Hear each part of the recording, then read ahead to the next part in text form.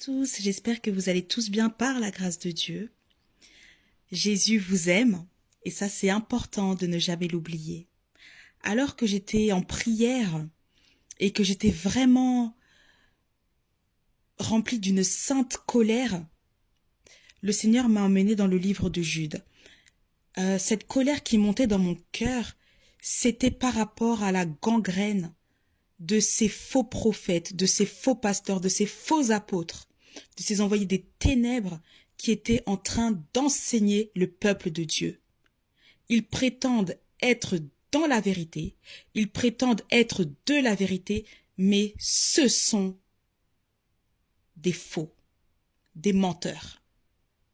Et pendant que je priais, je disais au Seigneur, assez, c'est assez, assez, c'est assez, Seigneur.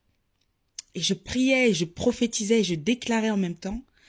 Et le Seigneur a juste déposé dans mon cœur le livre de Jude. Et quand j'ai ouvert le livre de Jude, directement, il y a tout un paragraphe qui s'intitule « Le danger des prétendus enseignants ». Et j'ai dit, waouh Seigneur, assurément tu parles et tu ne cesseras de parler. Alors je vais lire le livre de Jude. Au nom du Seigneur, que Dieu vous bénisse. Et c'est parti. Salutations de Jude. De la part de Jude, serviteur de Jésus-Christ et frère de Jacques, à ceux qui ont été appelés, qui sont saints en Dieu le Père et gardés pour Jésus-Christ. Que la compassion, la paix et l'amour vous soient multipliés. Le danger des prétendus enseignants. Bien-aimés, alors que j'avais le vif désir de vous écrire au sujet du salut qui nous est commun, j'ai été contraint de vous envoyer cette lettre afin de vous encourager à combattre pour la foi transmise aux saints une fois pour toutes. Il s'est en effet glissé parmi vous certains hommes dont la condamnation est écrite depuis longtemps.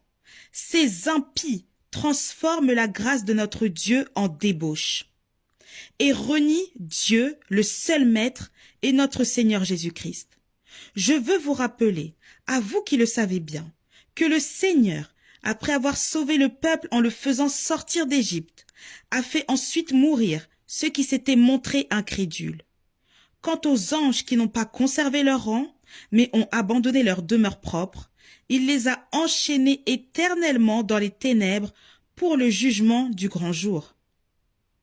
De même, Sodome et Gomorrhe et les villes voisines qui se sont livrées comme eux à l'immoralité sexuelle et à des relations contre nature sont donnés en exemple et subissent la peine d'un feu éternel. Verset 8. Malgré cela, ces hommes adoptent une attitude semblable.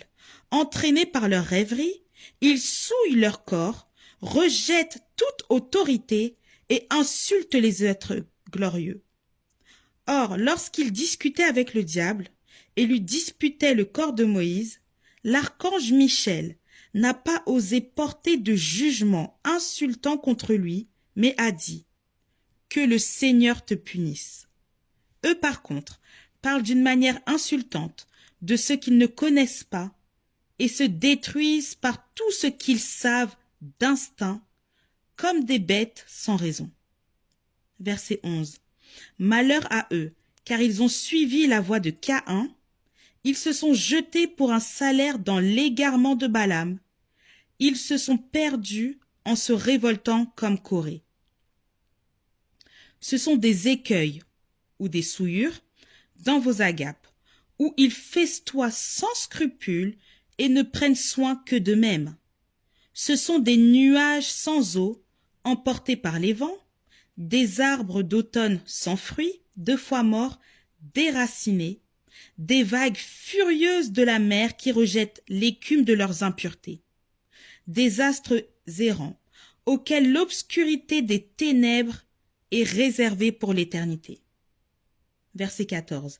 C'est aussi pour eux qu'Enoch, le 7e depuis Adam, a prophétisé en ces termes.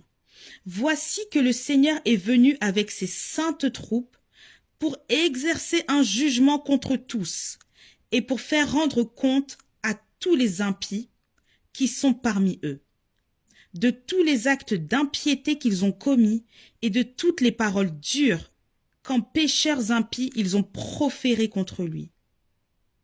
Toujours mécontents, ces hommes se plaignent sans cesse de leur sort et marchent suivant leurs désirs. Ils tiennent de grands discours et flattent les gens par intérêt. Je continue. Appel à la fidélité. Quant à vous, bien-aimés, souvenez-vous de ce que les apôtres de notre Seigneur Jésus-Christ ont annoncé.